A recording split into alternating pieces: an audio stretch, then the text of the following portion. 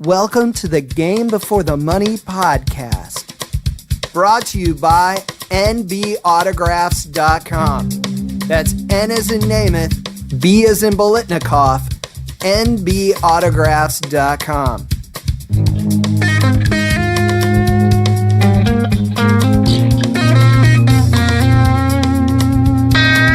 The Game Before the Money podcast.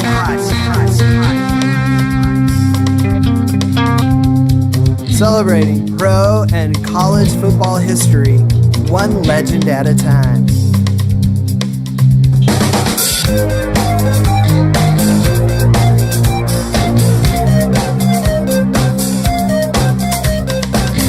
Hi everybody, welcome to the Game Before the Money podcast, brought to you by nbautograph.com. I'm Jackson Michael, author of the book, The Game Before the Money, published by the University of Nebraska Press. I also wrote and directed We Were the Oilers, the Love You Blue era, a documentary of the Love You Blue era Houston Oilers. Both are available at Amazon.com. The book is available also at Barnes & Noble and the University of Nebraska Press website. This episode, we get to chat with Rams legend Eddie Meador, who still, even though he retired nearly a half century ago at the end of the 1970 season, he is still the Rams' all-time interception leader and tied for the most interceptions returned for touchdowns in team history. Eddie Meador, a six-time Pro Bowl selection at safety, twice named All-Pro, and is a member of the 1960s Pro Football Hall of Fame All-Decade team. Now, the other two safeties on that team, Larry Wilson and Willie Wood, are in the Hall of Fame, and we'll tell you later how you can nominate Eddie for the Pro Football Hall of Fame as well. He's one of those guys that hasn't been inducted yet, but certainly deserves to be in there. Eddie was born in Texas in 1937, but while he was a youngster, his family moved to Russellville, Arkansas. At that time, when in Russellville was about maybe 12 to 15,000 people. So it was kind of like being in the country. Eddie's family lived on a farm outside of town and also owned a laundromat. Living on the farm made it difficult getting to and from school, especially when football practice ran late. So Eddie came up with a solution. Well, my mother and daddy had a laundromat, and they also had a little farm outside of town, and I just fixed me a bed in the back end of that laundromat and stayed there. I just lived in the back of the laundromat. From living in the back of a laundromat to becoming one of the greatest defensive backs in Los Angeles Rams history. You might guess that the road between the two wasn't easily paved. Eddie worked hard and lettered in 3 sports in high school and made All-State in football. He hoped to play college football at Texas A&M. I really wanted to go to Texas A&M. That's when Bear Bryant was down there, and we had a fellow from Russellville, John Gilbert was his name, that was on the football team at A&M, and so I kind of wanted to go down there. Mainly, I guess, because I was originally from Texas. We moved from Texas to Arkansas when I was in high school, and kind of wanted to get back to Texas. Eddie had a chance to meet with A&M to discuss playing football. I went down and visited with the people at A&M, and they looked at me and said, well, I think that you're probably too small to play in the Southwest Conference. So that kind of broke my heart, so I came on back, and then I tried to go to the University of Tulsa, and they had the same feelings towards me. So 2 colleges told Eddie he was too small to play. But we know that's not where the story ends. Sometimes people destined for success just need an opportunity. Eddie was given his opportunity in his own backyard. Arkansas Tech is in Russellville, and of course they had seen me play my senior year, so they offered me a scholarship, and I said, well, I better jump on that. And jump on that he did. Now, you might not have heard of Arkansas Tech's football team. They're called the Wonder Boys. And Texas A&M has put nearly 300 people into the NFL, including Hall of Famer Yale Larry. Tulsa, over 150 players, including Hall of Famers Steve Largent and Bob St. Clair. Arkansas Tech's NFL legacy? To this day, Eddie has played more NFL seasons than all the other players in Arkansas Tech football history combined. In fact, he's almost doubled that number. But the Ed Meador story is a great example of what you can do when given an opportunity. Meador played offense, defense, and return kicks on special teams.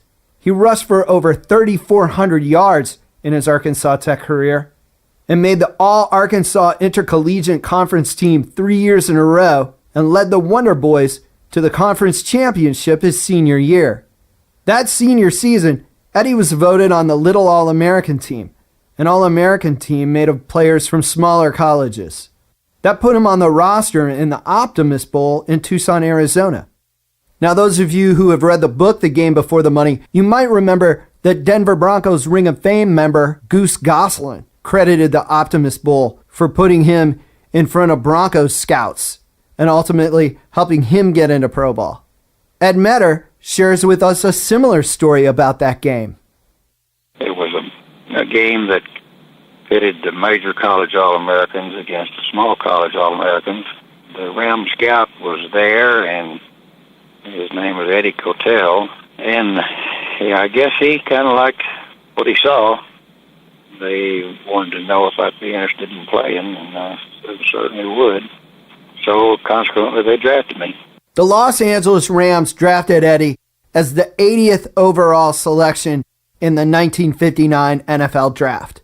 Back then, there were only 12 NFL teams, so the 80th overall pick was selected in the 7th round. In today's world, with 32 NFL teams, the 80th overall selection is in the 3rd round of the NFL Draft. A 2017 Business Insider article states that under the current collective bargaining agreement, a 3rd round draft choice in today's world can expect a contract around $3.3 million. Things were a little bit different when you were the 80th overall selection in the 1959 draft.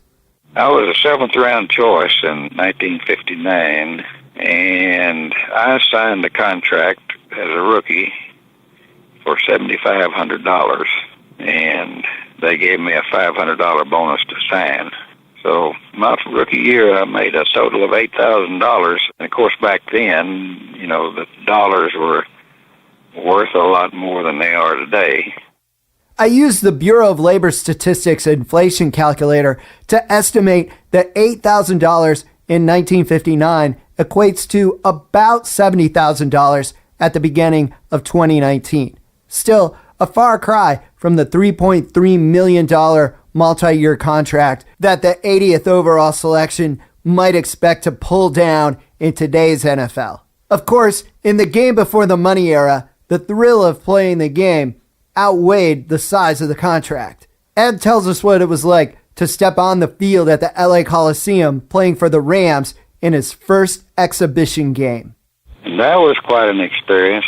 It was an annual Times charity game in LA, and I walk out of the tunnel of the Coliseum and look in the stands, and there's a little over 100,000 people in the stands.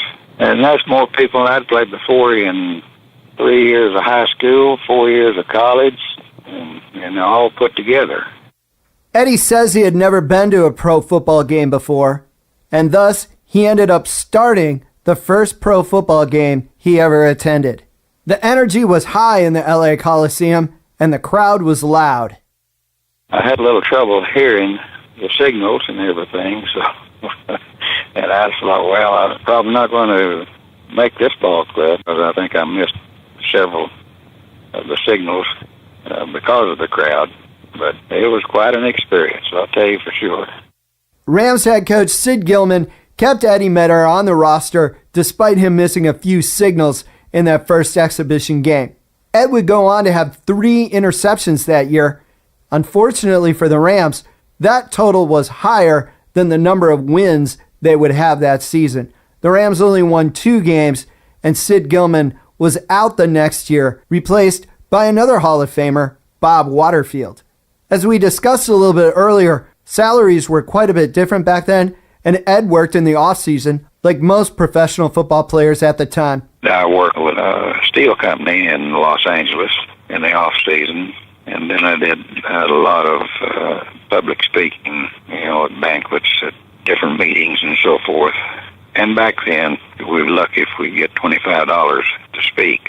So, of course, like I said, the dollar back then was a little bit more than it is today. In fact, after my rookie year, I was going I'm going to buy me a new car. I went down to Felix Chevrolet in L.A. and got a Chevrolet station wagon for $7,000 or something like that.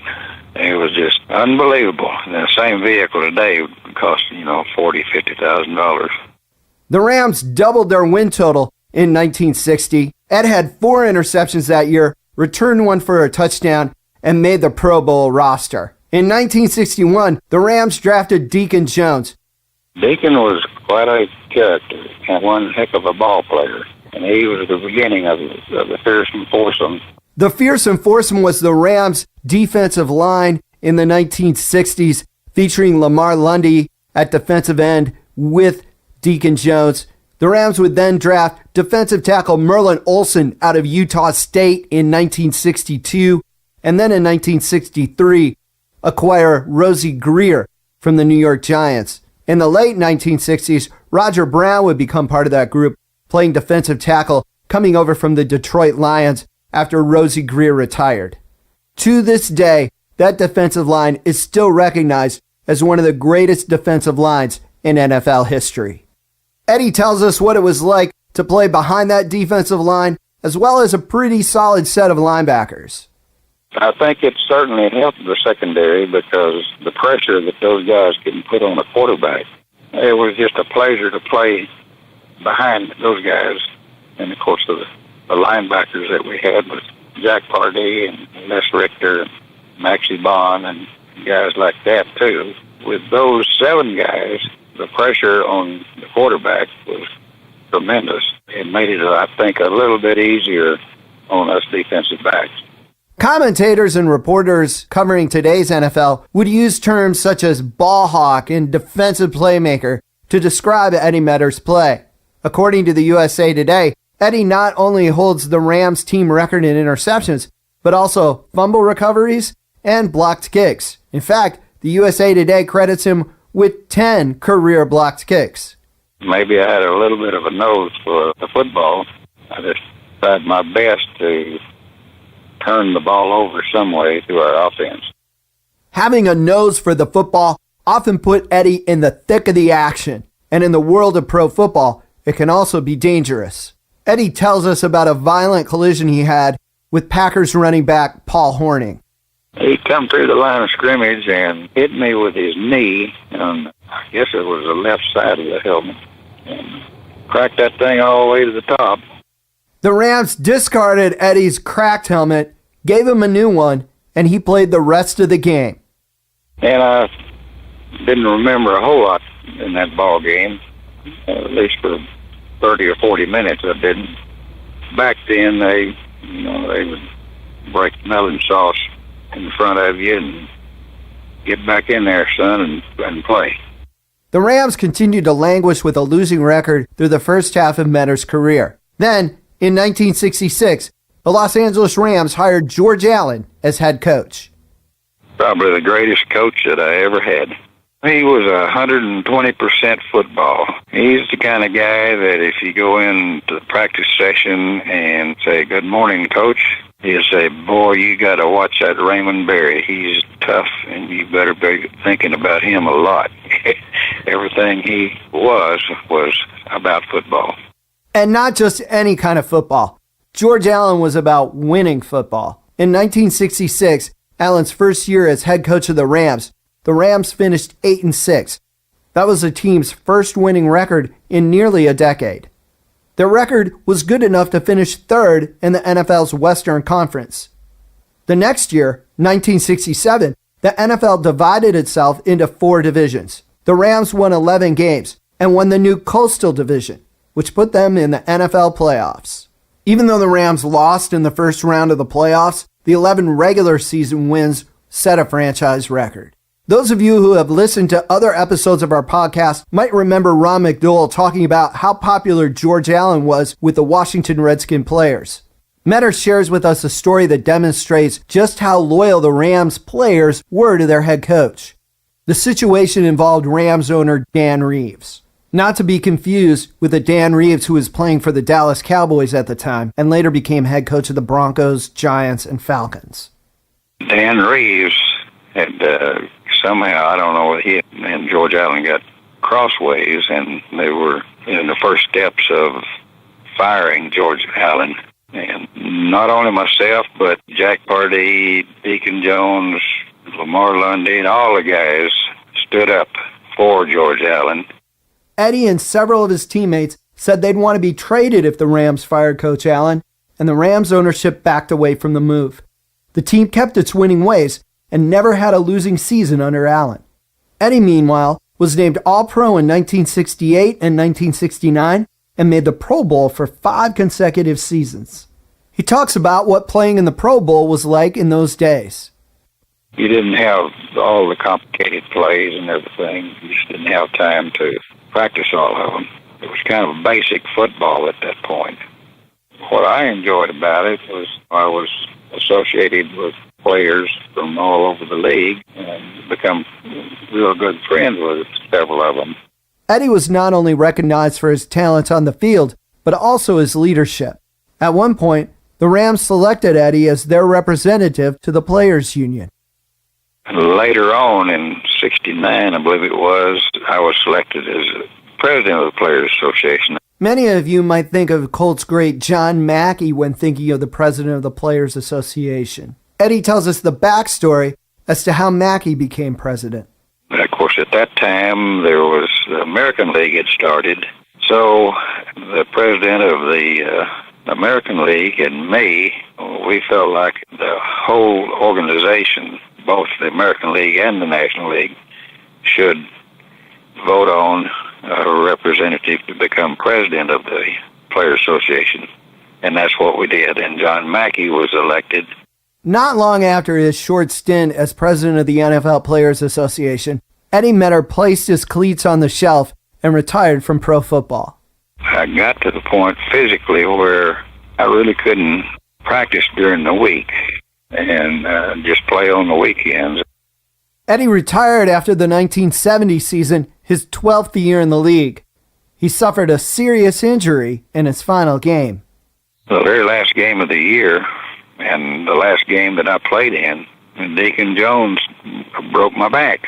I was tackling Ken Willard of the 49ers, and I had him around the knees, and I was sitting on my behind and with my legs spread out, and Deacon come across the field and hit me in the small of the back and popped like a shotgun.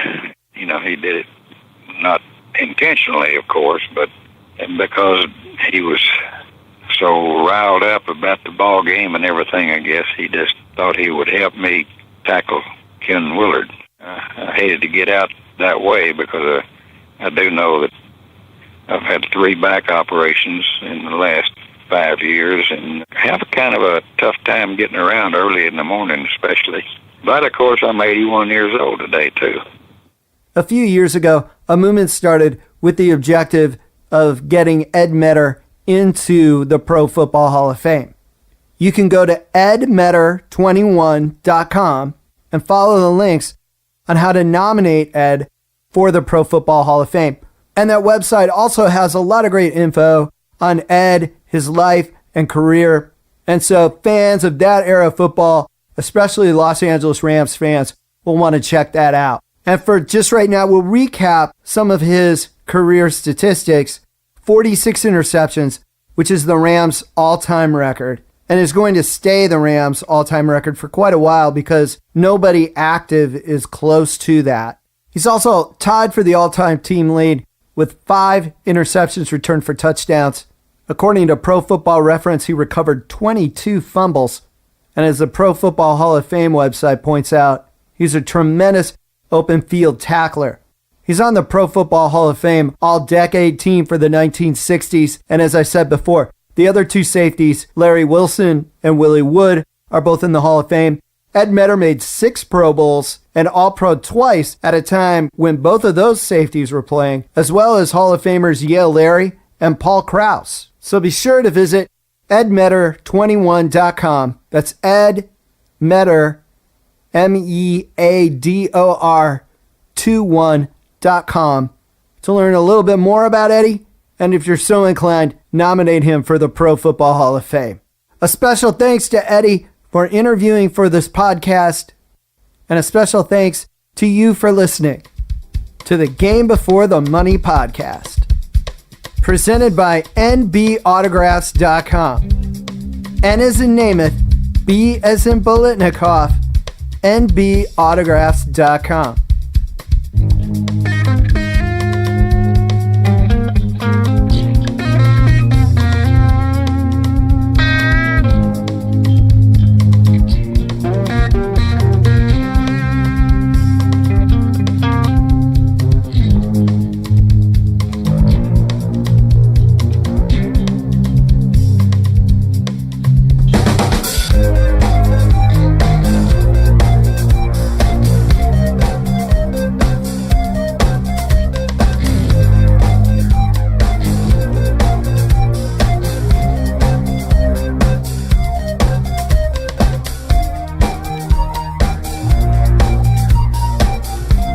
Please visit the website, thegamebeforethemoney.com. All opinions expressed on this show